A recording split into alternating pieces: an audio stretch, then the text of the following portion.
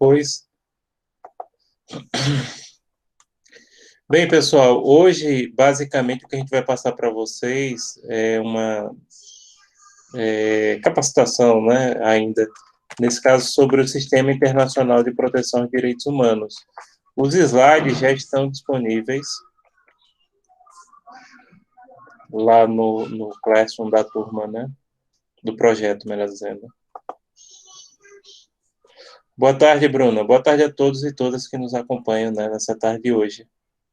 Sim, pessoal, só antes da gente começar, enquanto as pessoas chegam, por favor, votem na enquete para a gente definir o tema do nosso debate, né? 17 pessoas já votaram e lá tem as opções, né, dos temas para o debate.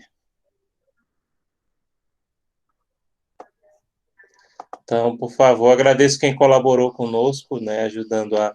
Os temas foram vocês que indicaram, os temas do debate, né?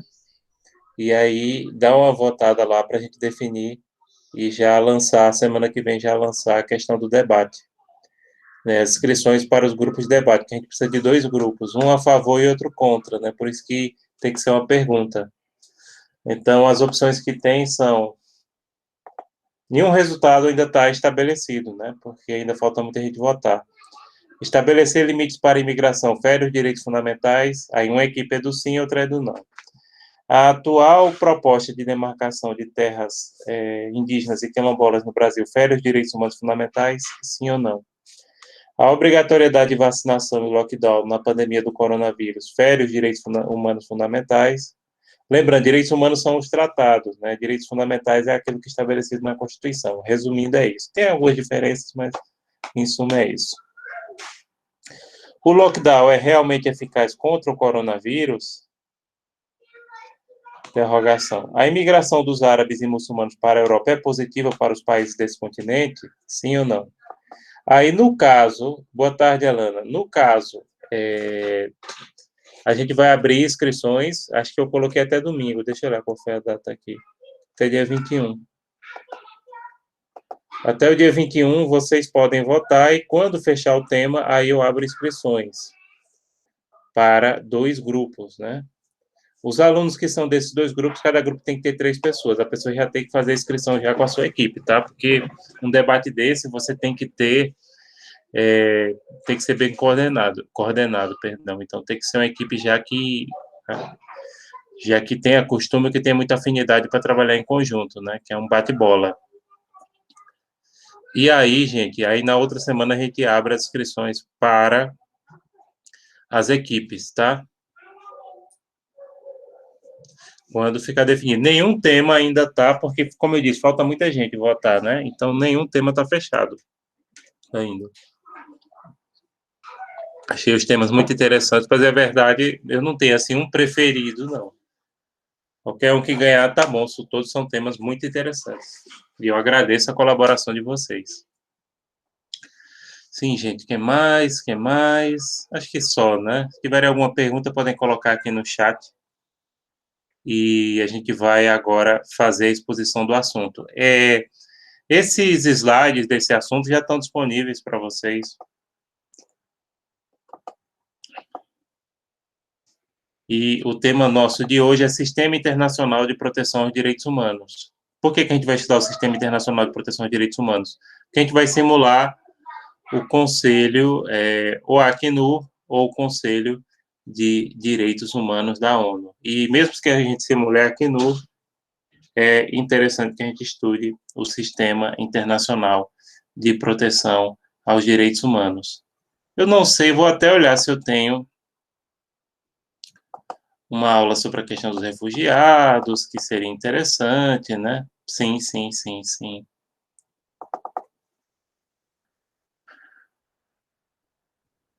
Perfeito.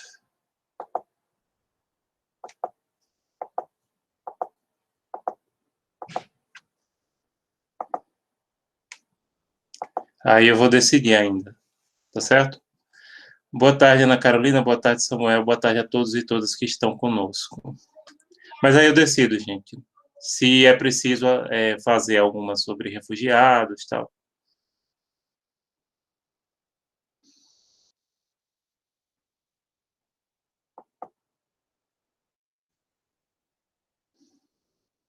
Sim.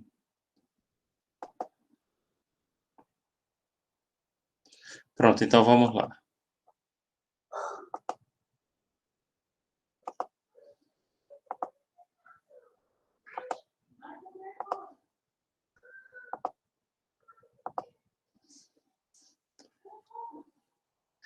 Bom, pessoal, então o nosso tema de hoje é Sistema Internacional de Proteção aos Direitos Humanos.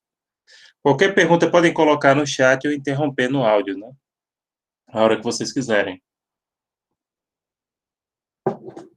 Esse material já está disponível lá no Classroom. E também dê uma olhadinha na bibliografia, que é bem interessante, né?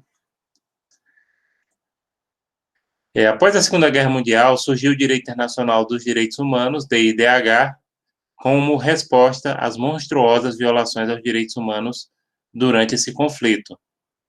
Então, na Segunda Guerra Mundial, a gente sabe, né, muitas violações aos direitos humanos ocorreram, não só perseguições a judeus, mas a vários grupos, né? Ciganos, homossexuais, inclusive em Auschwitz, que eu já tive a oportunidade de visitar, um lugar, assim, terrível, mas que realmente é um lugar importante que a gente visite, né? Tem deixando claro que a maioria das pessoas que morreram eram judeus, mas também existiam inúmeros outros grupos, né, que também foram perseguidos, não só os judeus.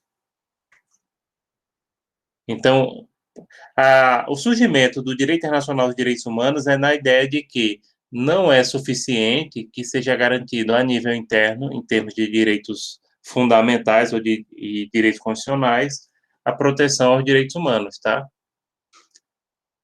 Porque, a grosso modo, a gente diferencia assim. Direitos humanos são aqueles que estão protegidos no âmbito internacional, através de tratados, documentos, etc.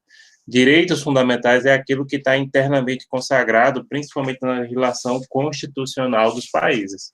Então, surgiu a ideia de que não é suficiente deixar a cargo dos países essa proteção internacional aos direitos humanos. É preciso que haja um sistema internacional de proteção aos direitos humanos. Antes do DIDH, que é esse Direito Internacional de Direitos Humanos, a pessoa humana era relegada a um plano inferior e somente os estados eram considerados sujeitos de direito internacional. Então, antes do surgimento do Direito Internacional de Direitos Humanos, a pessoa humana era só considerada enquanto cidadã de um estado, e é por isso que a filósofa Hannah Arendt, que eu acho que vocês conhecem, ela falava que a nacionalidade era o direito a ter direitos, porque a pessoa só era respeitada a partir de sua nacionalidade. Não havia uma preocupação internacional com a proteção aos direitos humanos. Então, gente, a Organização das Nações Unidas, a ONU, né, foi criada em 1945 e ela tem a sua atuação, né, voltada para a manutenção da paz, da segurança internacional e proteção da pessoa humana. Na Carta da ONU, desde o princípio já vem essa preocupação com a questão da proteção dos direitos da pessoa humana e do respeito à dignidade da pessoa humana. Então, os direitos humanos, eles ganharam força sobre a égide da ONU, que promoveu a criação de inúmeros tratados internacionais nessa área, como a Declaração Universal dos Direitos Humanos, o Pacto dos Direitos Civis e Políticos e o Pacto dos Direitos Econômicos, Sociais e Culturais. São documentos diferentes, tá? A Declaração Universal dos Direitos Humanos, ela é de 1948, ela é um documento meramente declaratório, ela não cria direitos, tá? Ela reconhece e declara quais são os direitos humanos básicos. Mas, assim, como o pessoal de direito sabe, ela não tem força normativa, tá? Ela não tem força constitutiva, ou seja, ela não cria direitos, ela só declara e reconhece. Então, ela é importante porque ela serviu de tratados, de modelo para tratados posteriores, e principalmente para as constituições dos países que ocorreram após a guerra, que ocorreram não, melhor, que foram promulgadas, né? Agora, o Pacto dos Direitos Civis e Políticos e o Pacto dos Direitos Econômicos, Sociais e Culturais é da década de 60.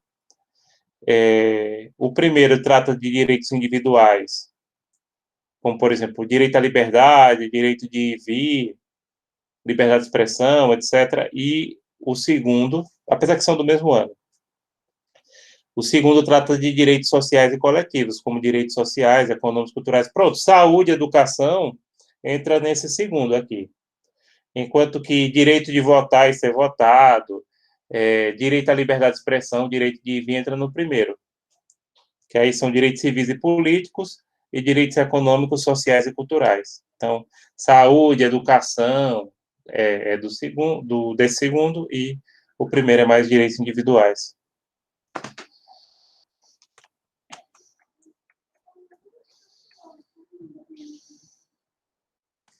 Ao promover a codificação dos direitos humanos, a ONU iniciou a denominada fase legislativa dessas normas, que é justamente a fase da criação ou da positivação da legislação sobre direitos humanos. A partir daí, surgiu no plano internacional um sistema composto por medidas de contenção aos abusos do Estado, geralmente o maior violador de direitos humanos. O Estado, quando eu falo Estado, os Estados em geral, né? Seja o Estado brasileiro, o Estado argentino, o Estado norte-americano, são os maiores violadores de direitos humanos. E a ideia é justamente que essas normas contenham os abusos que os Estados cometem, e o Estado, mais do que o particular, é o maior violador dos direitos humanos, sempre. Pode ser democrático, claro, os Estados democráticos violam menos os direitos humanos que as ditaduras, obviamente, né? Mas também violam. Né? Não há Estado perfeito.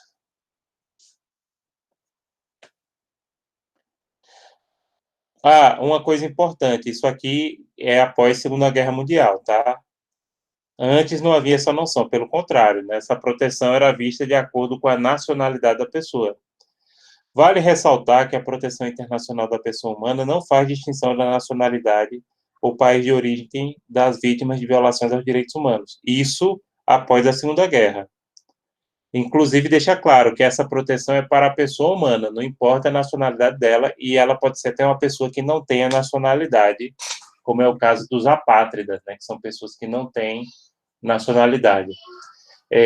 Como eu disse, aí remete a Hannah Arendt, que eu não sei se todos vocês já ouviram falar dela, mas é uma grande filósofa judia alemã, uma das maiores pensadores, aliás, um dos maiores, vamos falar aqui no masculino, porque isso inclui, obviamente, os homens, né? Quando a gente diz que Hannah Arendt é um dos maiores filósofos do século passado, isso inclui homem e mulher, né? Não importa o gênero. Ela era uma grande pensadora, e ela falava isso, que a Alemanha nazista, inclusive ela foi vítima, né?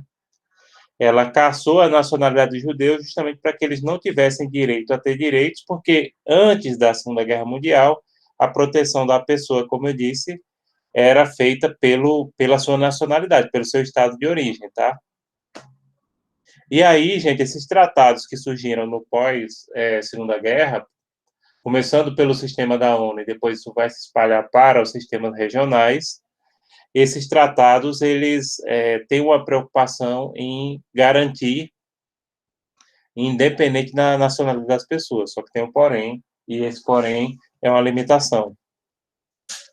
Por exemplo, esses tratados só valem para os estados que ratificaram.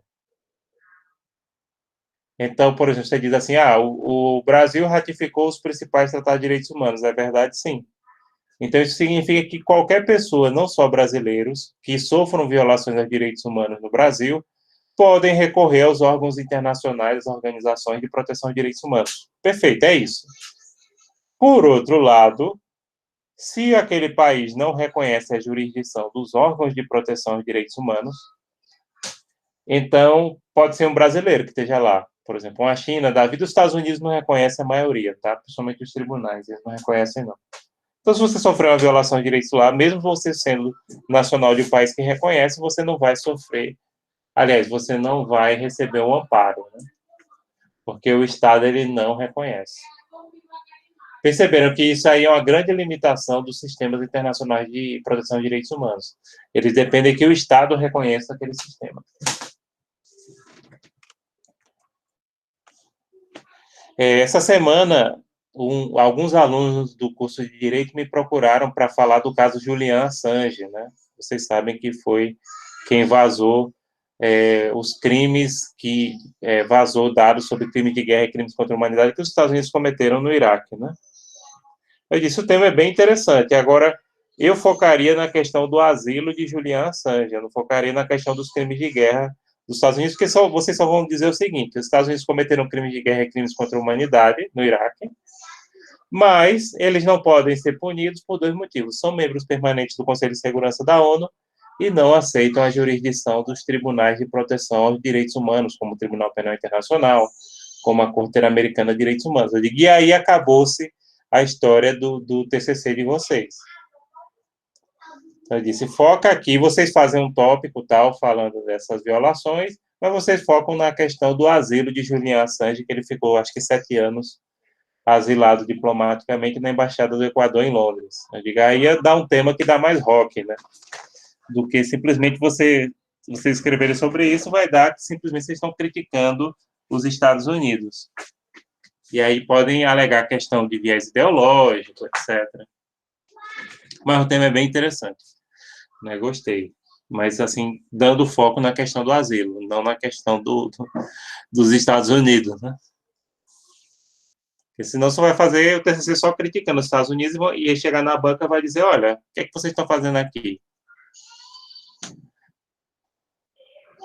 Bom, pessoal, a Declaração Universal dos Direitos Humanos, DUDH, DIDH é geral, tá? DUDH é a Declaração Universal de Direitos Humanos, ela consolida uma ética universal, permitindo que a indivisibilidade e universalidade dos direitos humanos se torne um termo universal.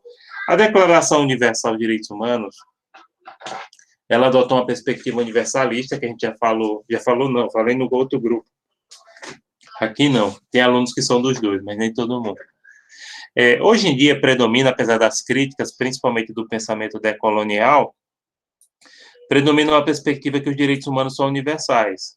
Claro, a gente sabe que os direitos humanos espelham a cultura ocidental, mas há uma ideia de que essa norma seria para todos, e isso tem um aspecto positivo, que é o aspecto da inclusão.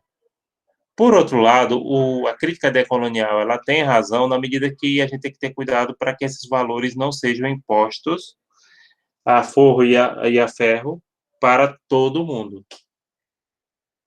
Que se saiba respeitar as particularidades da cultura local, mas não usar a cultura local como desculpa para violar direitos humanos.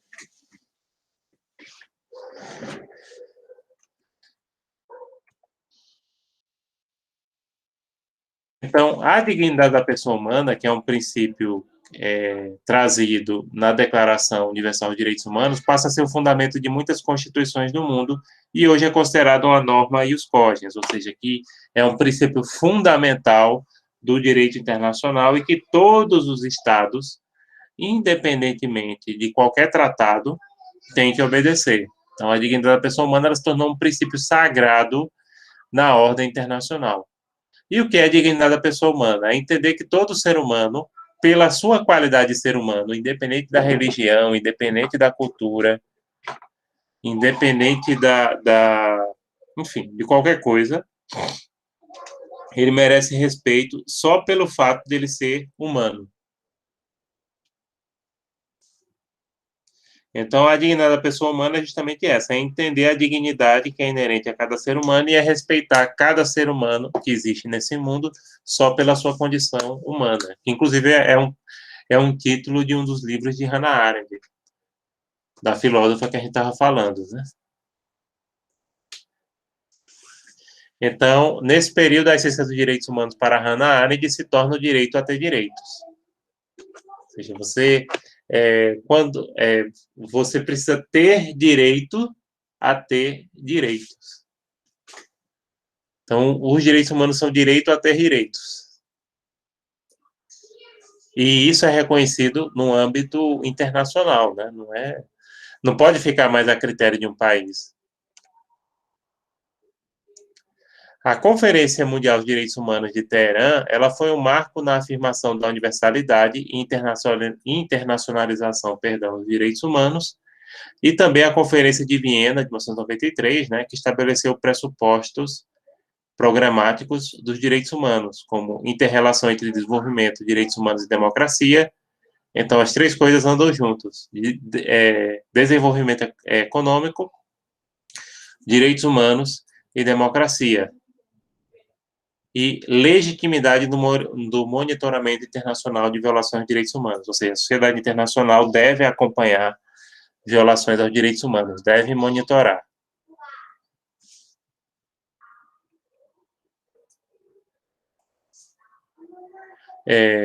Deixa eu ver se vocês têm alguma pergunta nesse começo.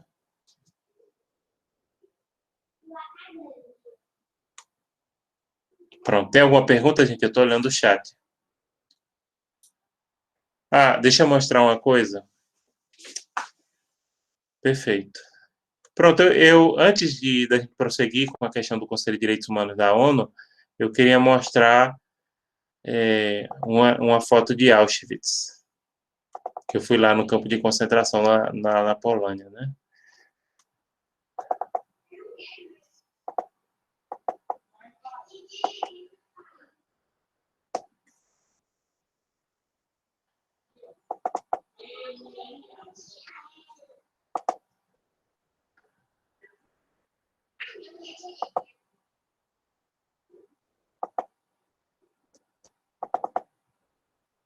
Gente, pense no ambiente carregado. Eu estou aqui abrindo, viu?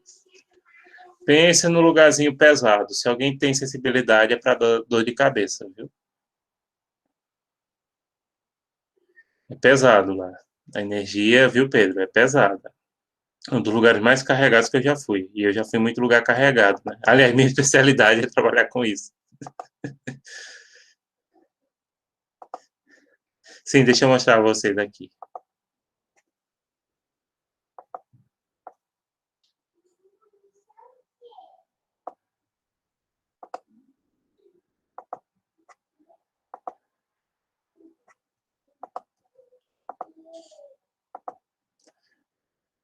Deixa eu olhar se vocês já estão vendo.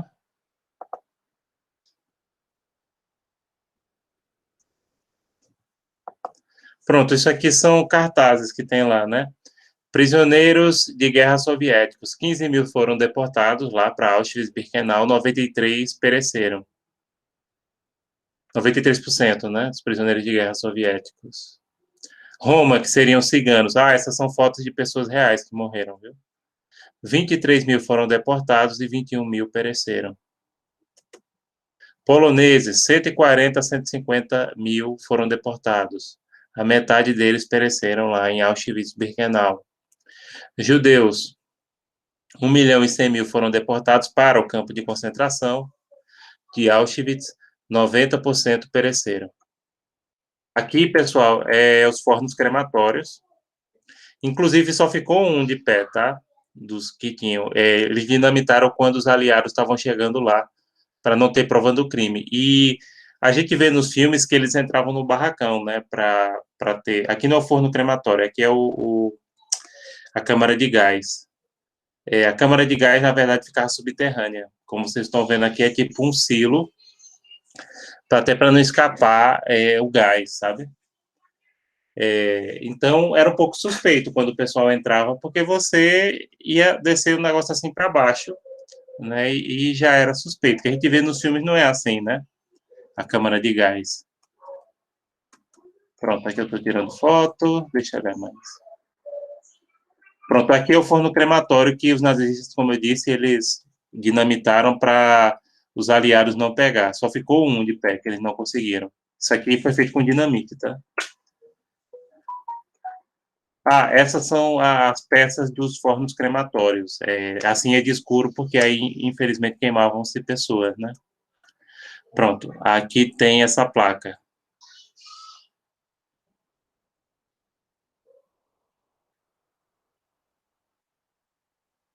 Para sempre deixe esse lugar ser um grito de desespero e um aviso para a humanidade, estou traduzindo no inglês, onde os nazistas assassinaram cerca de 1,5 milhão de homens, mulheres e crianças, a maioria judeus de vários países da Europa. Auschwitz-Birkenau 1940, 1945.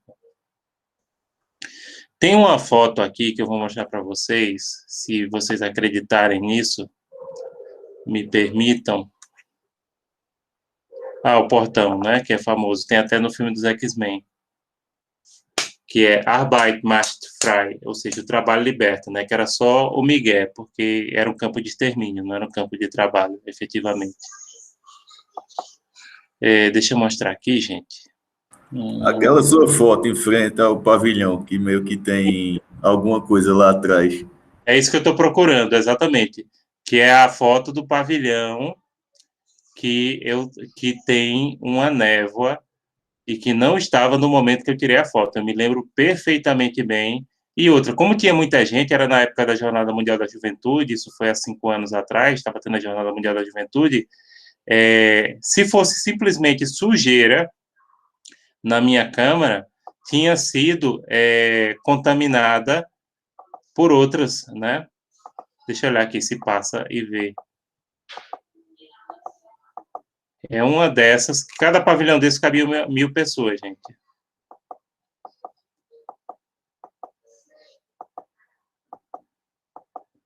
Vamos ver se ele vai. Ah, aqui era onde aqueles carrascos nazistas faziam experiências. Tem cirurgia, mas na verdade não era para cirurgia, era para fazer experiências.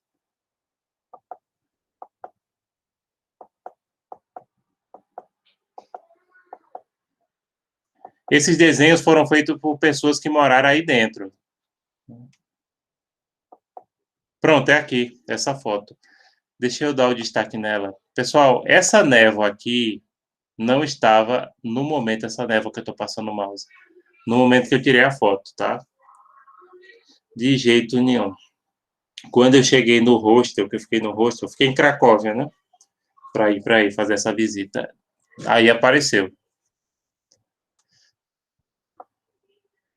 Mas como eu disse a vocês, o que eu senti foi o peso do lugar, né? Aí eu senti, inclusive falei para a guia como é que ela aguentava. E outra coisa, tinha muita gente tirando selfie de todo jeito. Claro, você vai, principalmente eu que sou um professor, tem que fazer o registro, é importantíssimo esse registro. Mas não pode ficar tirando selfie desrespeitosamente, né? Ao menos 1.300.000 pessoas foram deportadas para Auschwitz, do qual 1.100.000 pereceram. Aproximadamente 90% das vítimas eram judeus. A maioria deles foram mortos na câmara de gás após a chegada.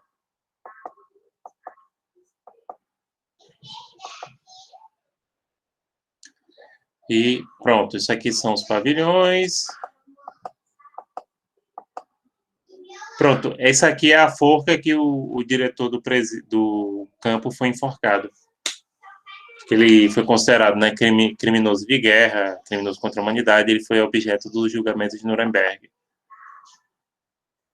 Pronto, pessoal, isso é só para ficar o registro, para vocês verem, né, os absurdos que ocorreram e a importância de a gente ter um sistema internacional de proteção aos direitos humanos. Se um dia vocês forem ao campo se um dia vocês forem à Polônia ou à Hungria, que é perto também, vale a pena dar esse pulinho lá, tá? Mas vão preparados, vão com respeito, né? Mas vale a pena visitar, mas realmente a energia é muito pesada, muito carregada. Sim, gente, aí vamos prosseguir aqui.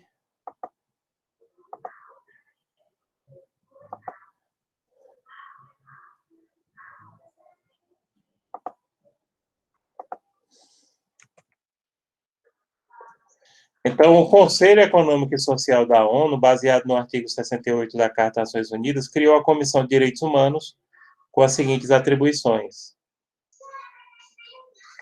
criar uma Carta Internacional de Direitos Humanos, promover tratados sobre liberdades civis, direitos da mulher, liberdade de informações e assuntos relacionados, proteção de minorias,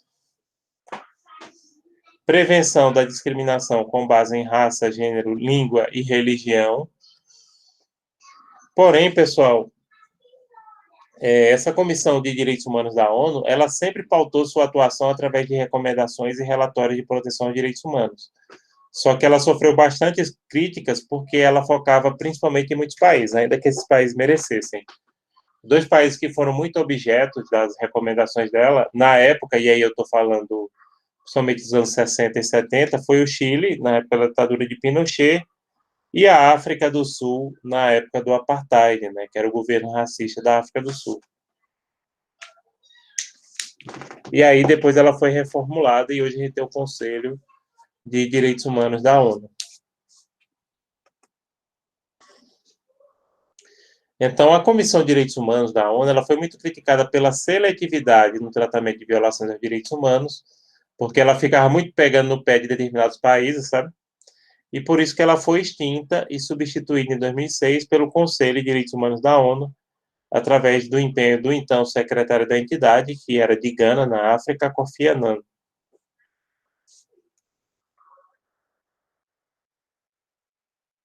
E existem enfoques temporais da Comissão de Direitos Humanos da ONU, que aí foi as fases que ela passou, né? Então, ela tem uma postura absenteísta, até 1967, no qual ela se abstinha de interferir e de criticar os países, né? Porque havia a compreensão de que a ONU não deveria tomar medidas contra a jurisdição interna dos Estados-membros. O segundo, o direito de ingerência, após 1967 e da resolução número 1235 do Conselho Econômico e Social, que é a fase intervencionista, no qual se denunciou internacionalmente, né, terríveis violações de direitos humanos no mundo, como a duas especial, como eu tinha falado aqui, a do regime do apartheid na África do Sul e da ditadura militar no Chile de Pinochet.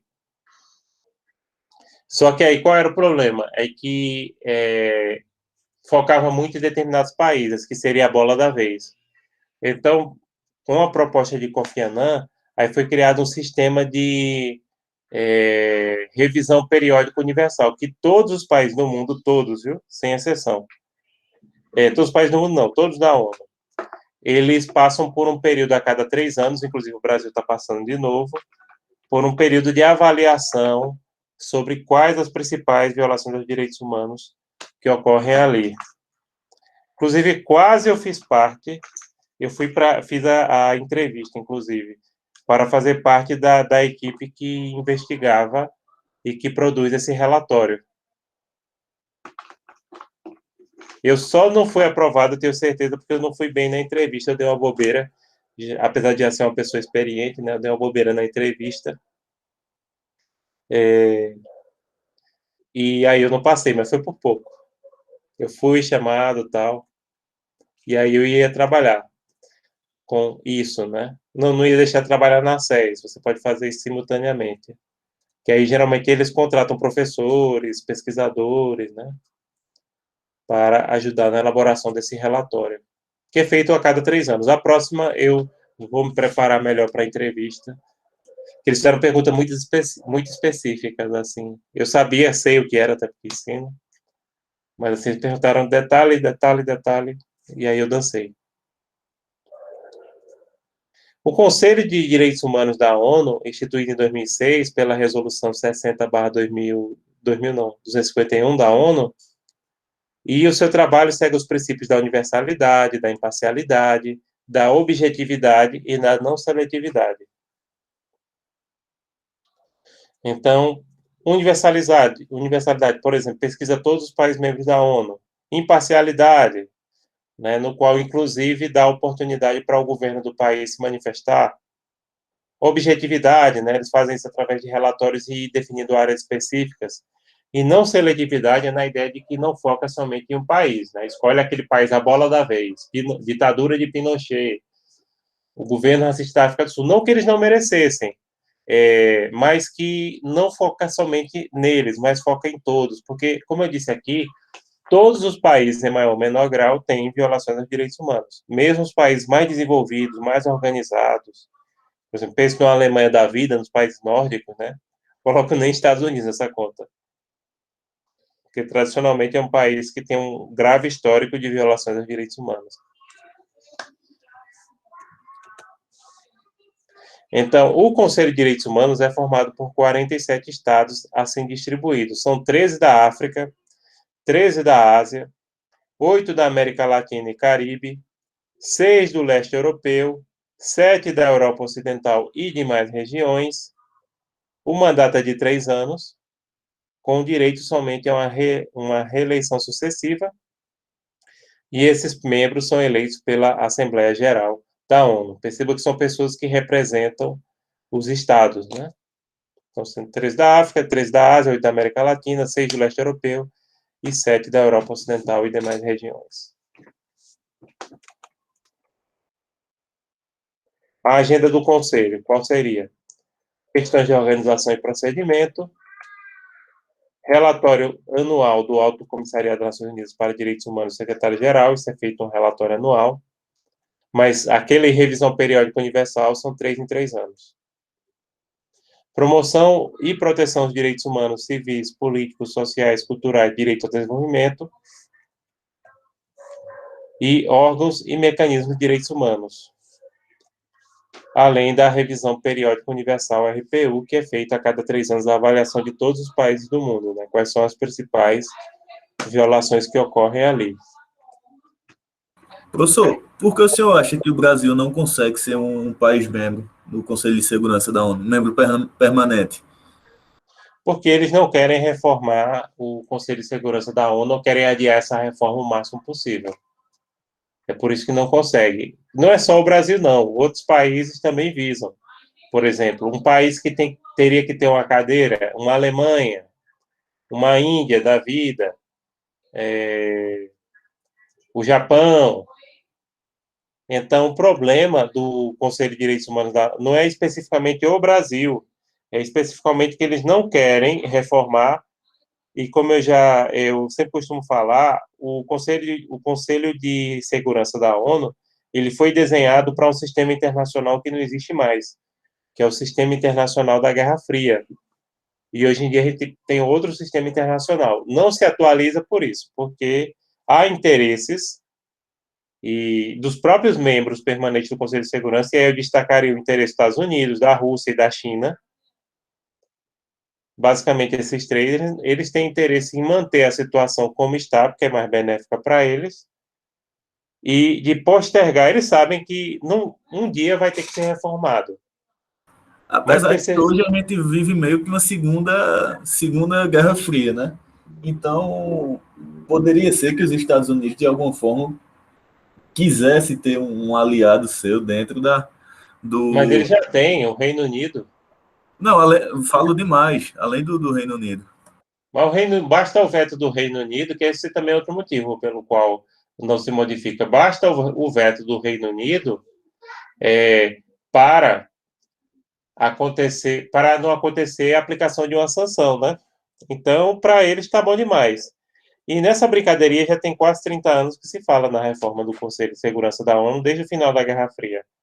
Mas assim, Pedro, eu não avalio a nova Guerra Fria. A gente sabe que hoje em dia o mundo é multipolar, então dificilmente a gente vai voltar a uma situação como houve da Guerra Fria, por exemplo, que só tem Estados Unidos e China como protagonistas da cena global e os outros países abrigados ao redor, entendeu? Isso é praticamente impossível, porque onde é que vai ficar a União Europeia nesse contexto? E a Rússia? A Rússia vai a reboque da China? Então, hoje o sistema é multilateral, de todo jeito. Não tem para onde correr, não. Vai ter que ocorrer a reforma? Vai. Mas para eles, e não é só os Estados Unidos, não, a própria China, a Rússia, os três, basicamente, Estados Unidos, China e Rússia, não falo nem do Reino Unido e da França. Mas esses três, para eles, do jeito que está, tá bom demais. E aí, o máximo que você possa postergar a reforma, uma reforma necessária, melhor ainda. Racismo, discriminação racial, xenofobia e forma de intolerância, né? Assistência técnica e reforço da capacidade institucional, etc. Então, pessoal, vocês percebam que o Conselho de Direitos Humanos da ONU ele atua em várias frentes. Desde questões como xenofobia, como esse mecanismo de revisão periódica universal, que faz relatório de todos os países do mundo, recebe, no caso, queixas de pessoas, né? E presta até assistência técnica aos países que querem, por exemplo, ter uma política de proteção aos direitos humanos.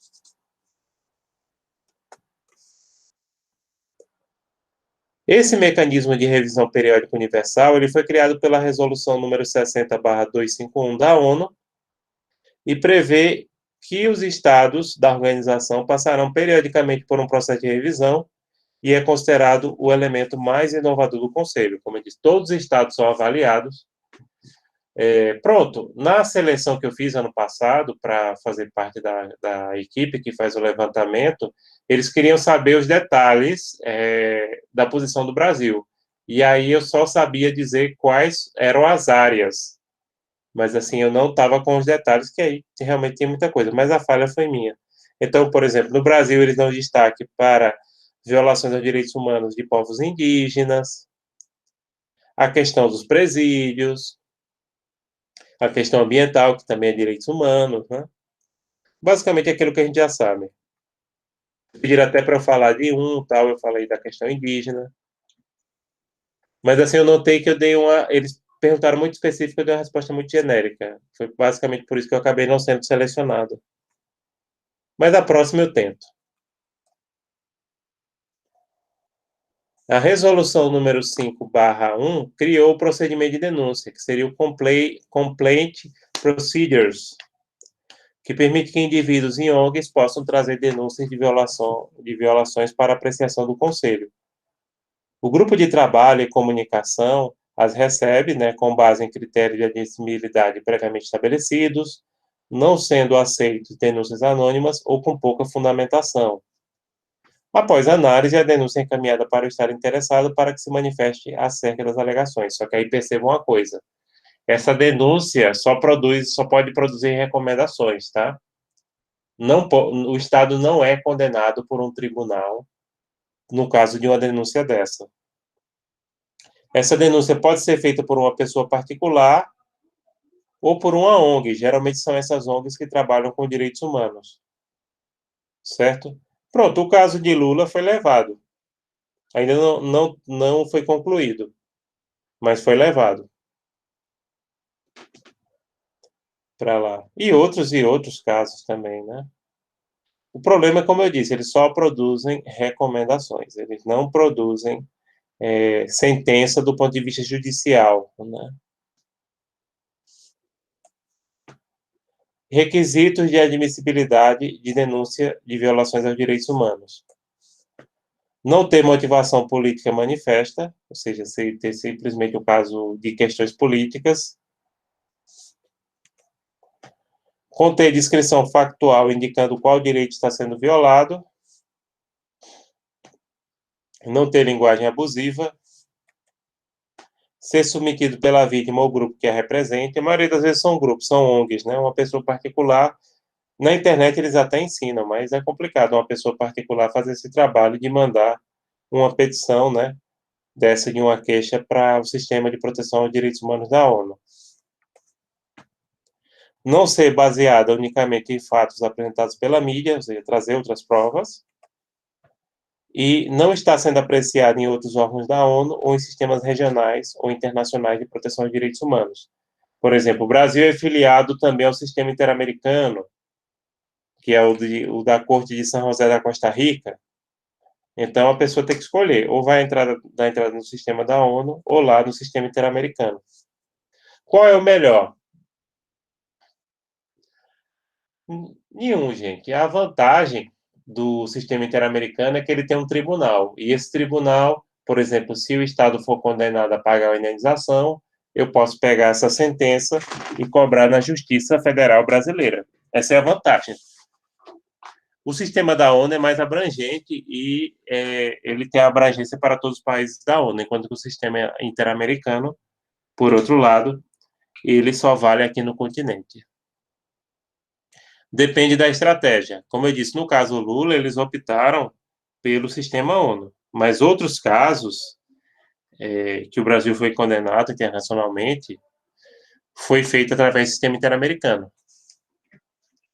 Então, aí depende do caso concreto. Se a pessoa quer uma sentença e vai receber indenização. O interamericano é mais interessante, se a pessoa quer pedir uma indenização, né?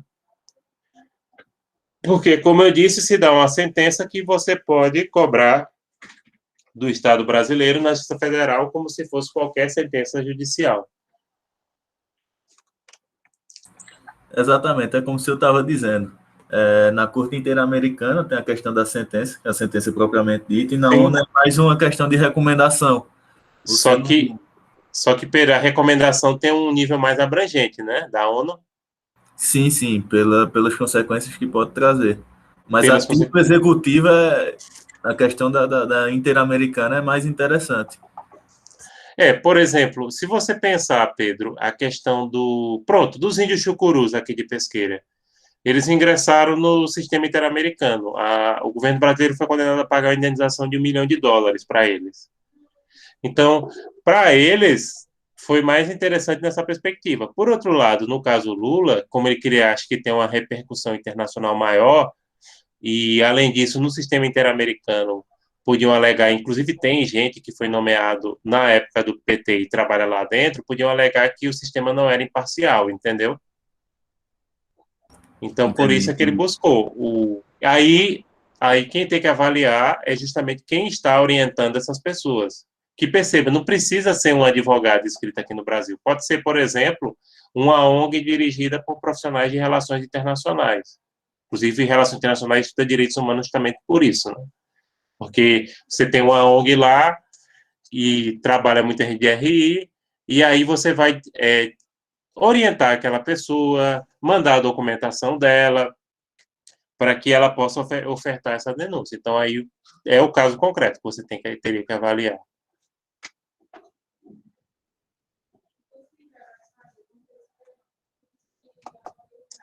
Sim, pessoal, vamos prosseguindo aqui. Podem perguntar, interferir, fique à vontade.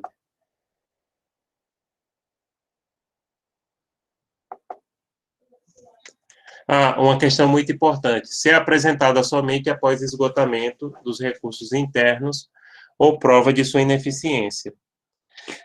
Tem que se primeiro procurar internamente apresentar aquela violação aos direitos humanos, recorrer internamente, entenderam? Aí, caso a pessoa não obtenha uma resposta positiva, caso haja uma morosidade, ou seja, demorou demais, aí a pessoa pode procurar os sistemas internacionais. Mas tem que primeiramente procurar internamente fazer uma reclamação sobre aquele assunto. Pode ser na justiça, pode ser no órgão administrativo, mas primeiramente se busca internamente.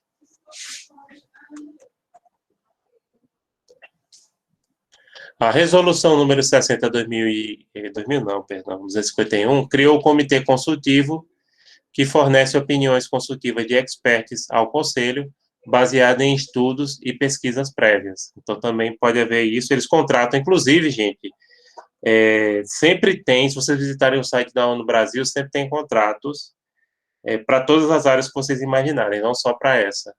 Claro, geralmente são contratos de 1 a 2 anos, né? Tanto pode ser para pessoas que já tenham vínculo, como é o meu caso, por exemplo, você vai fazer uma consultoria, você não precisa sair do seu emprego, não, você só está prestando a consultoria. Quanto também, principalmente para pessoas mais jovens, aí ter contratos de 1 a 2 anos, o posto de trabalho pode ser em vários lugares, inclusive às vezes até aparece aqui para Recife, no escritório local aqui de Recife. Então, a ONU, ela sempre contrata, vocês podem dar entrada ONU Brasil no Google, coloquem. E o site do PNUD também, Brasil, ele sempre tem vagas de trabalho, né? Ou de estágio. Em consultoria, né? Para quem... para pessoas, no caso, como eu, que já tem um vínculo empregatício, consultoria, né? O Conselho também estabelece um fórum sobre questões envolvendo minorias, que é o Fórum on Minority Issues, que se constitui numa plataforma para promoção do diálogo e cooperação com temas que envolvam minorias nacionais, étnicas, religiosas e linguísticas. Tem uma distinção muito importante que talvez seja interessante eu falar para vocês, que é a distinção entre grupo vulnerável e minoria. Não é a mesma coisa, ainda que as pessoas usem. Minoria são aqueles grupos que são realmente minoritários no contexto de um país, como, por exemplo, aqui no Brasil, hoje, os indígenas, os ciganos ou Roma, né?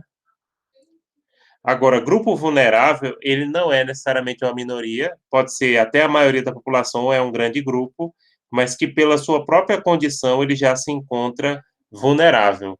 E, como a gente gosta de falar, hipossuficiente, né? Seria, por exemplo, no caso do Brasil, as mulheres, os negros, as próprias crianças, né? São grupos vulneráveis pela sua própria condição, mas que não são necessariamente grupos minoritários, né? São grupos grandes, né? Então, essa é a diferença. Bem, pessoal, o Comitê Consultivo do Conselho de Direitos Humanos é um órgão subsidiário ao Conselho de Direitos Humanos, né? Sua função é oferecer apoio consultivo temático a este e deve fornecer expertise necessária através de estudos e pesquisas. Esse Comitê Consultivo do Conselho de Direitos Humanos é formado por pesquisadores, geralmente professores. Eles não gostam de contratar quem é professor de instituição pública, tá? Para consultoria. Geralmente só mais quem é de privado, de confessional, ou de sem fins lucrativos, mas não estatal, não tem vínculo com o Estado, né? E esse comitê ele é composto por 18 especialistas independentes, né? Não são vinculados à ONU, só prestam consultoria, através da seguinte distribuição geográfica. São 5 da África, 5 da Ásia, 2 do leste europeu, 3 da Europa Ocidental e outros países. Outros países, por exemplo, da América do Norte, Estados Unidos e Canadá. E Oceania, né?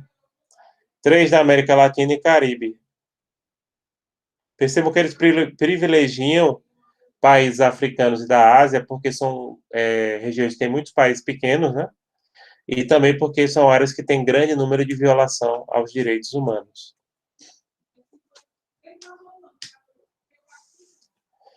E, para finalizar, existem muitas críticas doutrinárias ao sistema onusiano, também chama-se assim, onusiano, porque vem da ONU, de proteção aos direitos humanos, né? Principalmente relativas à questão da universalidade da concepção de direitos humanos, que eu já falei que hoje em dia tem muito pensamento decolonial, que muitas vezes critica que o pensamento da ONU é um pensamento muito ocidentalizado.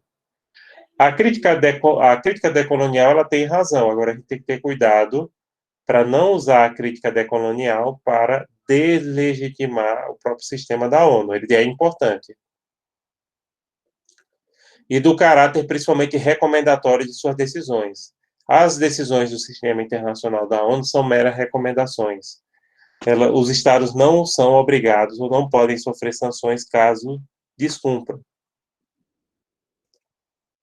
Em relação às referências, né, tem alguns livros, inclusive na biblioteca digital da ACES, ou na biblioteca... Agora, com esse período de lockdown, não vai poder usar a biblioteca física, né, só a digital. Então, tem o curso de Direitos Humanos de Sidney Guerra, tem lá na digital. Aqui, o que são direitos humanos no próprio site da ONU Brasil. O livro da professora Flávia Piovesan, que eu gosto muito, Direitos Humanos e Justiça Internacional. É um livro muito bom, ela tem uma linguagem muito boa, ela explica os sistemas regionais de proteção aos direitos humanos e o sistema da ONU. E o próprio livro do Mauzuoli, Curso de Direitos Humanos, ele tem um livro específico sobre isso. E o site do Conselho da ONU de Direitos Humanos, que é disponível em inglês, não sei se espanhol, mas aqui tem um link que vocês podem acessar, caso vocês queiram. E pronto, pessoal. Deixa eu perguntar se vocês têm alguma dúvida, alguma questão. Viu? Que mais? Vocês têm alguma dúvida, alguma questão? Gente, semana que vem não tem encontro. Semana que vem eu vou deixar as inscrições abertas. Semana que vem é minha semana de estudos individualizados. Eu vou aproveitar até para terminar um artigo para mandar para um congresso. Congresso do Comped, né? Ou da Ampox, ou dos dois, não sei. Estou vendo aqui, estou analisando qual é o melhor para mandar. Que é a vantagem que eu gosto de semana de estudos individualizados, porque dá tempo da gente preparar essas coisas.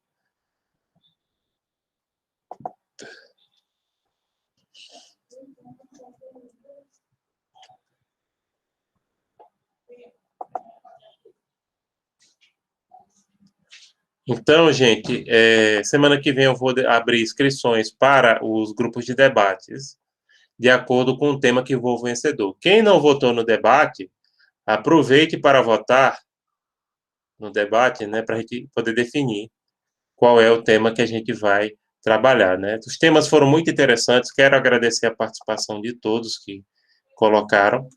Pronto, já aumentou um pouquinho aqui o número de participantes, né?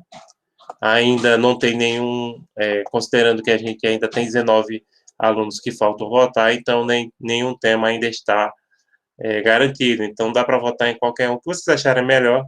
E aí eu peço a colaboração de vocês. Por favor, votem no tema. Pronto, se vocês não têm alguma pergunta, então a gente encerra por hoje. Até a próxima. Qualquer coisa, a gente pode mandar e-mail para mim, pode entrar em contato. Né? Vocês têm também o WhatsApp do projeto, podem entrar em contato conosco através lá.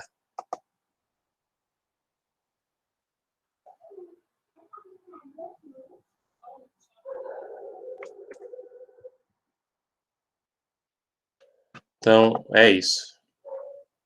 Então, boa tarde, gente. Até a próxima. Até mais. Obrigado. Coloquem aqui o seu boa tarde, o seu presente, se quiserem. Obrigado, Bruna. Obrigado, gente. Até a próxima.